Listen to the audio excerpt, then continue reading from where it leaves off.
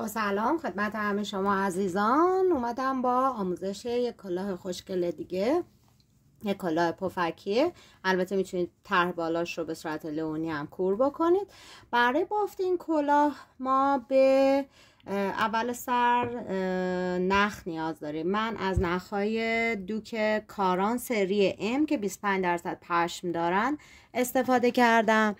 بعد از اون به 2 شماره قلاب نیاز دارید، یک با فاصله نیم، یعنی من از قلاب 3.5 برای بافت کشباف هم استفاده کردم و از شماره 4 برای بافت مابقی کار.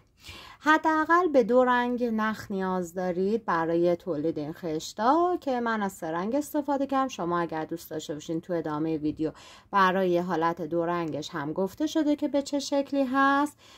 به یه دونه سوزن نیاز دارید. اگه دوست داشته باشید یه دونه پمپم میتونید داشته باشید یا یه دونه منگوله دستساز برش داشته باشید و مترو قیچی.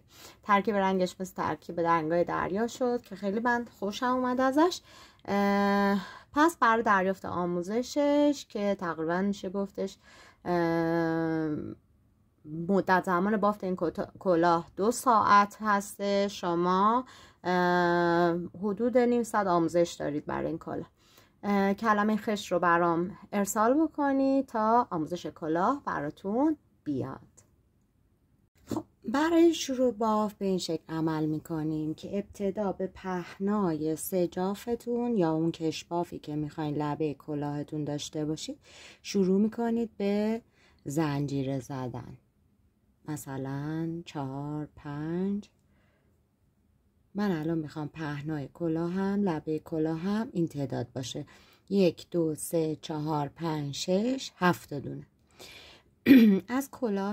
از کشباف نوع 2 یا کشباف پای کوتاه استفاده کنم. 1 دونه زنجیره میزنم و میام. ببینید روی هر زنجیره ما یه لبه بالایی، یه لبه پایینی و یک لبه پشتی داریم.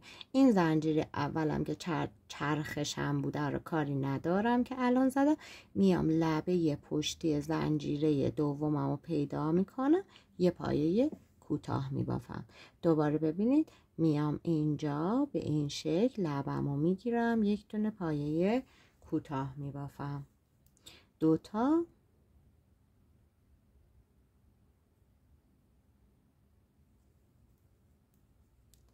3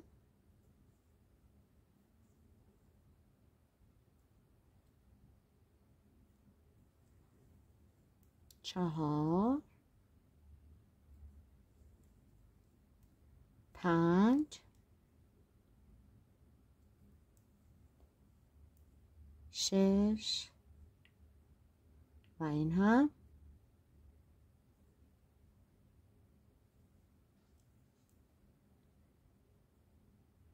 7مین دونه. 7می رو یا آخرین دونه مال شما ممکنه هر شماره که باشه یه ذره این پیدا کردن لبش شاید براتون سخت باشه. بعد از اینکه چون نخ رو وقتی میکشین این حلقه تنگ میشه ممکنه که یه مقداری به این شکل سخت باشه که قلاب از داخلش در بیارید. ذره زمان بذارید و به این شکل این هم میشه آخرین پایه. 1 زنجیره میزنم، کارمو برمیگردونم. اینجا 2 تا گندمی میبینم. گندمی که لبه‌ای که از من دورتره رو میگیرم و روش پایه کوتاه میبافم. در کشباف های نیو تکنیک تنها چیزی که شما باید خیلی خوب بهش دقت بکنید اینه که شمارشتون رو از دست ندید. 3 4 5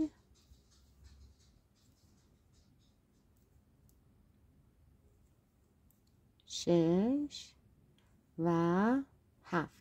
به همین شکل تا دور سرم من میام و کشبافم رو میبافم. خب بعد از اینکه کشبافتون رو بافتین به اندازه دور سرتون، ببینید این کشباف ها کشسانی خیلی زیاد دارن. ما نمیخوایم تمامی کشسانیشون رو استفاده کنیم. مثل کش کمر در نظر بگیرین. شما مثلا کش کمر دامن یا شلوار رو که میخواین بدین کل کش و کش ثانیشو در نظر نمیگیرید، چون اگر که اونجوری مثلا یک کشی 2 برابر کش میاد، مثلا 40 سانتی که شما دارید میشه 80 سانت. اگر که به اون اندازه بگیرید وقتی تو تنتون احساس خفگی میکنید. این هم همین جوریه، کل کش ثانیش رو در نظر نمیگیرم، کمی کمتر از حد. مثلا دارم میگم اگه کل کش ثانیه این کار میشه 60 سانتی متر، من جوری بافتم و انجام میدم که روی کش ثانیه 50 کارم دیگه تموم شده باشه، یعنی یه مقداری تو سرتون آزاد باشه، منظورم. خب میام به این شکل روی این رجم باید روی لبه عقبی بافت بزنم، روی این یکی رجم هم روی لبه عقبی. به چه شکل این کار رو انجام میدم؟ ببینید میام اول سر این لبه عقبی کارم رو پیدا میکنم، نخم رو در میارم و یکی میکنم. حالا یه لبه از این کار، یه لبه از طرف مقابلم، به این شکل و پایه بست میزنم. دوباره یه لبه از اینجا، یه لبه از اینجا، پایه بست میزنم تا دونه آخرم و کارم رو نخم رو قطع نمی کنم، چون رجه بعد کارم هم میخواد با همین نخ انجام بشه.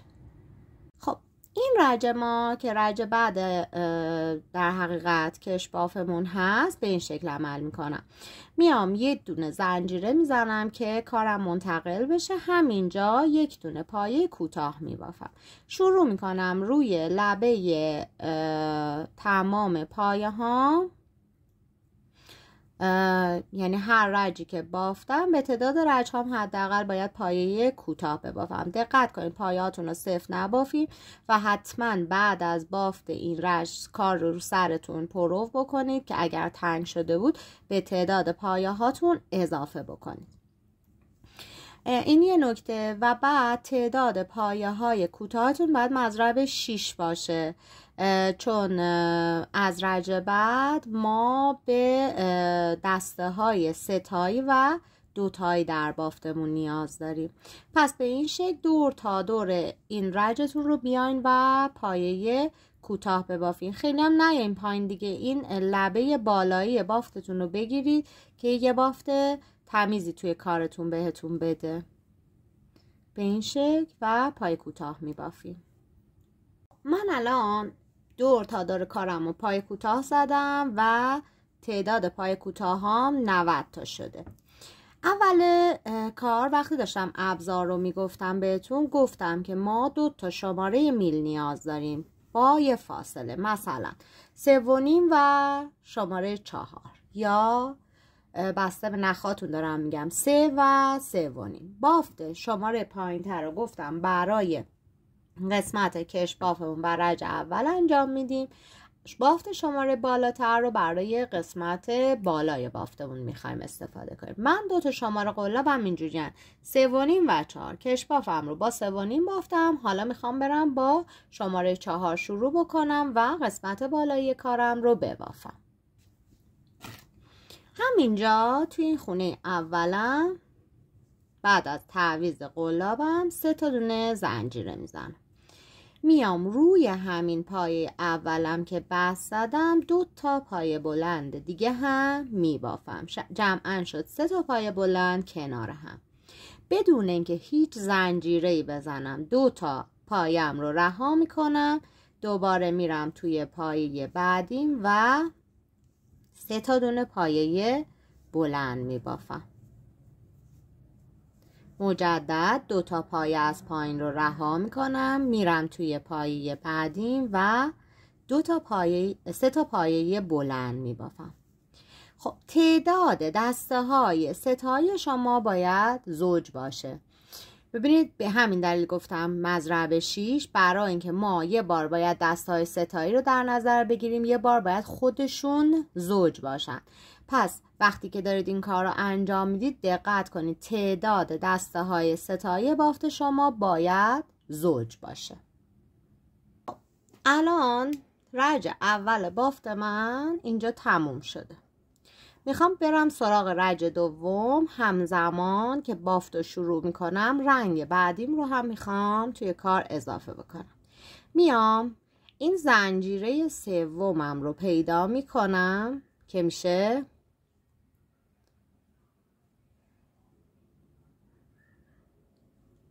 اولین پایه این رجم. نخ میگیرم مثل پایه کوتاه و یکی میکنم. به چه دلیل این کار رو میکنم؟ برای اینکه میخوام بلافاصله همینجا شروع بافت انجام بدم. خب بلندی همین قد زنجیره جای یه دونه پایم حساب میشه و 2 تا زنجیرم روش میزنم. همینجا 2 تا پایه بلند دیگه باید ببافم. دومی رو که میخوام ببافم، مرحله اول بافت رو که انجام دادم، نخ بعدیم رو میارم و مرحله دوم رو با این نخم کور میکنم. این نخ سفید رنگم رو من میگیرم به سمت عقب میارمش، چون نمیخوام زیر کارم گیر بکنه. نخ میندازم میرم توی خونه بعدی. با رنگ دومم باید 3 تا پایه بلند ببافم. این 2 تا. سومی مرحله اول بافتو که انجام دادم، برای مرحله دومش نخ سفید رنگم رو میارم و کار رو با نخ سفید رنگم کور میکنم. دقت کنید این نخ خیلی توی کارتون کشیده نشه. خب میرم دونه بعدی یا دسته ستایی پای بلندم رو که باید ببافم با رنگ سفیدم میبافم. باز ببینید مرحله اول 2 تا یکیمو که انجام دادم، مرحله بعدی یا کور کردن پایم رو با نخ دومم انجام میدم. خب به همین شکل دور تا دور بافتتون یه دسته با رنگ اولتون و یه دسته با رنگ دومتون بافت بزنین و دقت کنید که این نخ اینجا کشیدگی نداشته باشه.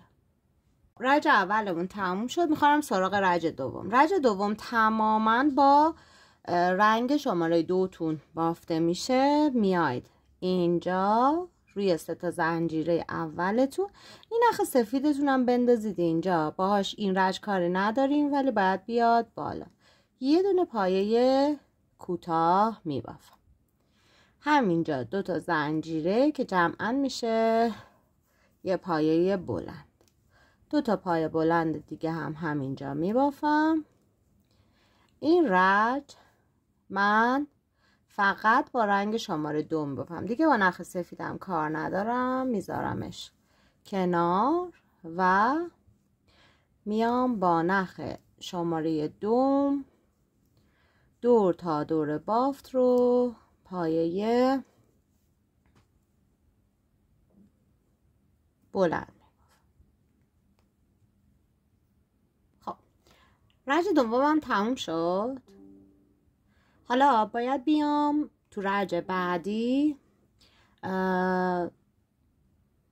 جای این پایه سفیدم رو عوض کنم. یعنی پایه سفیدام میان وسط پایه های توسیم بافته میشن، ولی این نقطه که اینجا هست نه، یه دونه جلوتر. الان مرحله آخر بافت آخرین پایه بلندمم. کار رو با نخ سفید رنگم میام و کورش میکنم. برای اینکه رجبت همینجا میخوام یه پایه سفید ببافم. میام داخل زنجیره سومم پایه کوتاه میزنم و 2 تا زنجیره. همینجا 2 تا پایه بلند میبافم. مرحله آخر پایه بلند سفید رنگم رو با رنگ توسی یکی میکنم. میرم داخل خونه بعدی با رنگ توسی بافت میزنم.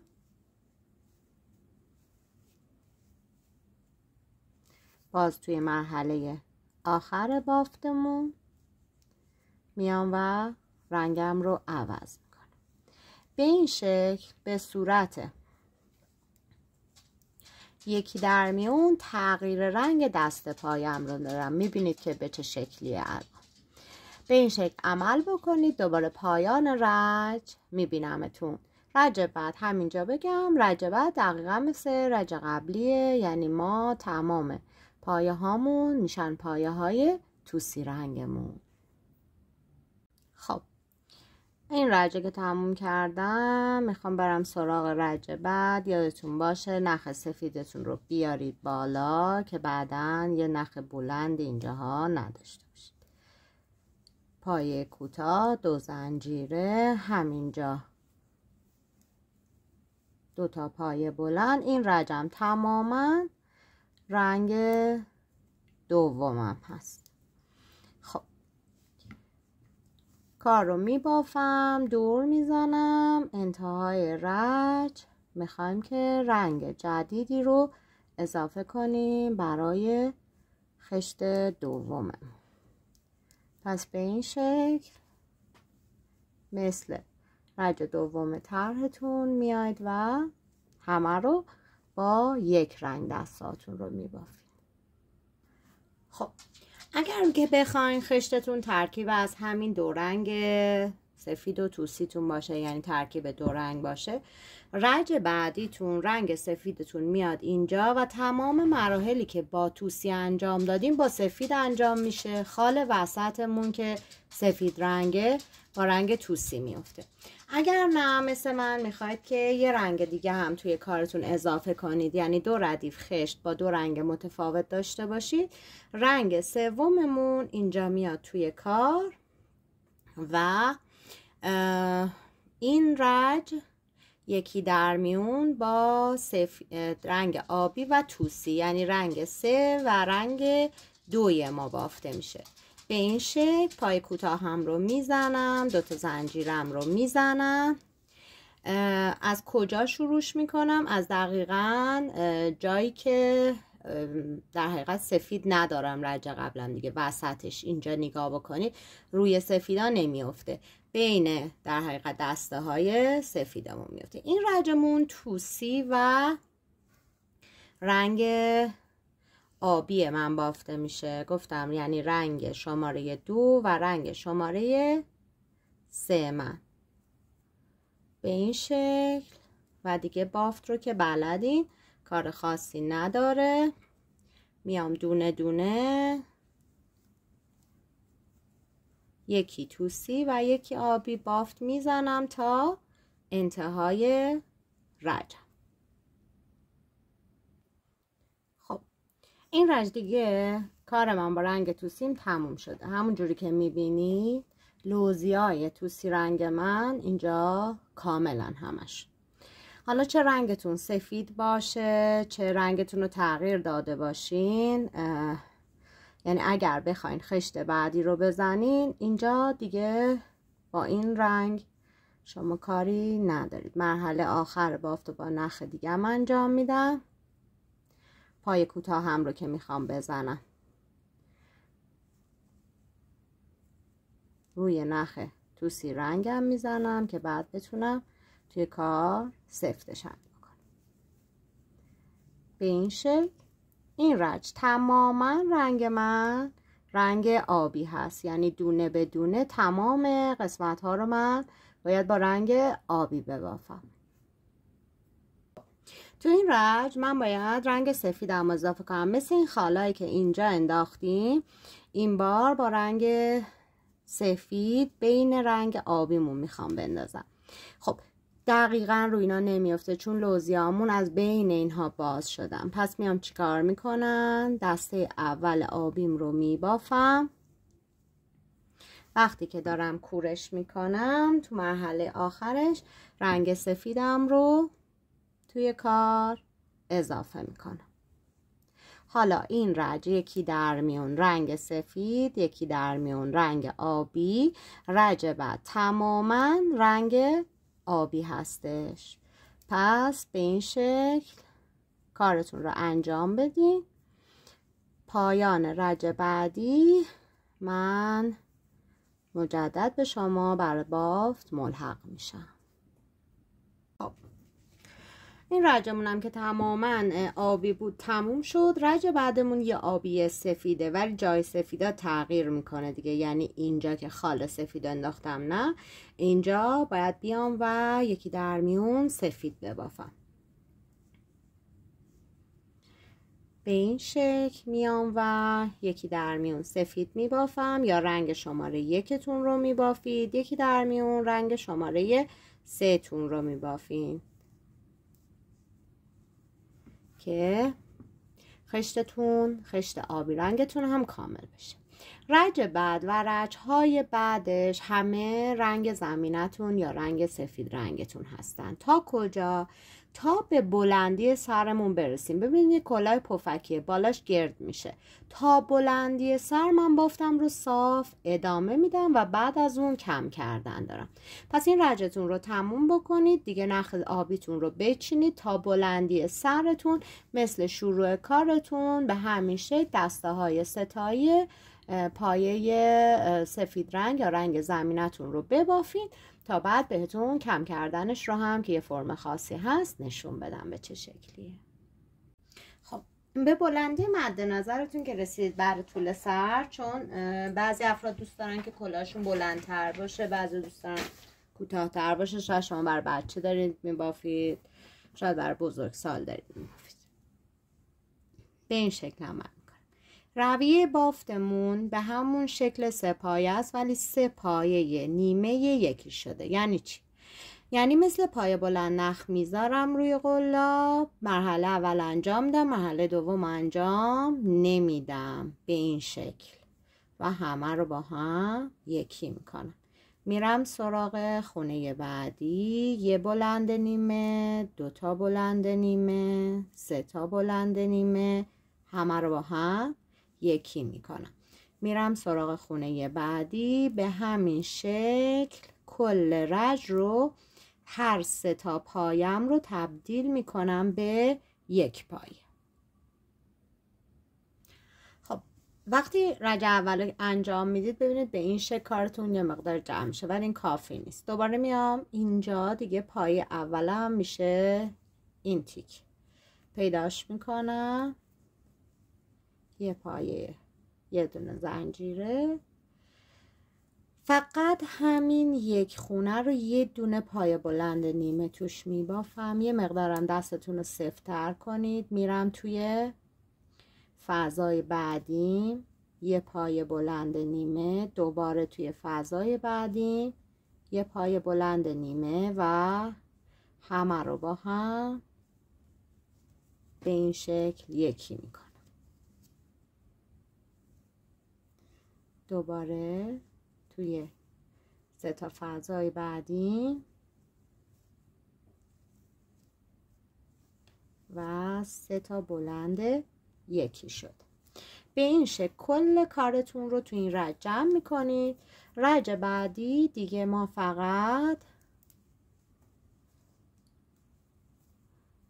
با نخ و سوزن کار داریم. ببینید 3 تا بلند نیمه توی 3 تا پایتون و همه رو با هم یکی میکنید. پس به این شکل دور کارتون رو انجام بدید تا بریم سراغ رج بعد و پایان کار. خب دونه آخرم رو بافتم، بست دادم، نخم یه مقداری بلندتر گرفتم که بتونم به راحتی توی کارم پنهانش کنم. حالا شما از هر، با توجه به ضخامت نختون، از هر سوزنی که میخواین میتونید استفاده کنید. ببینید اول سر این تیکر رو محکم کنید، چون نقطه ممکنه که توی کارتون در بره. بعد میام دونه دونه این لبه های بالای کار رو میگیرم، مثل دوخت کوکی که میزنیم دیگه.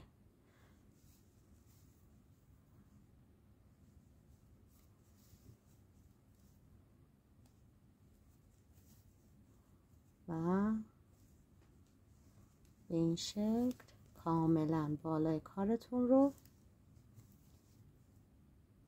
جمع کنید. چند بار هم این کار رو انجام بدید که بالای کلاهتون کاملا جمع شه. خب حالا میتونه بالای کلاه شما ساده باشه یا میتونید بهش منگوله آویزون بکنید، یا اگر دوست داشته باشید یه دونه پمپم بذارید بالاش. دیگه اینا کاملا سلیقه‌ایه که به چه شکلی بالای کارتون رو میخواین انجام بدید. پمپ هم که راحت میتونید بدوزیدش و دیگه کار شما تموم شده. فقط مونده داخل کار این نخهای اضافتون رو بچینید. ببینید من پشت کار رو نشونتون بدم. ببینید پشت کار شما اون نخهایی که رد کردید، هر ردیف که بافت زدید بالا قرار گرفتن و خیلی تمیزه. فقط میمونه این چند تا پایان نختون که باید با نخ و سوزن توی کار پنهان بشه که پشت کارتون هم به تمیزی روی کارتون باشه. امیدوارم این آموزش براتون مفید بوده باشه. آموزش ژاکت این کار به صورت ثبت نامی موجوده. میتونید که جهت ثبت نام به دایرکت پیام بدید تا آموزش ژاکتش رو هم داشته باشید. تا آموزش بعدی، خدا نگهدارتون.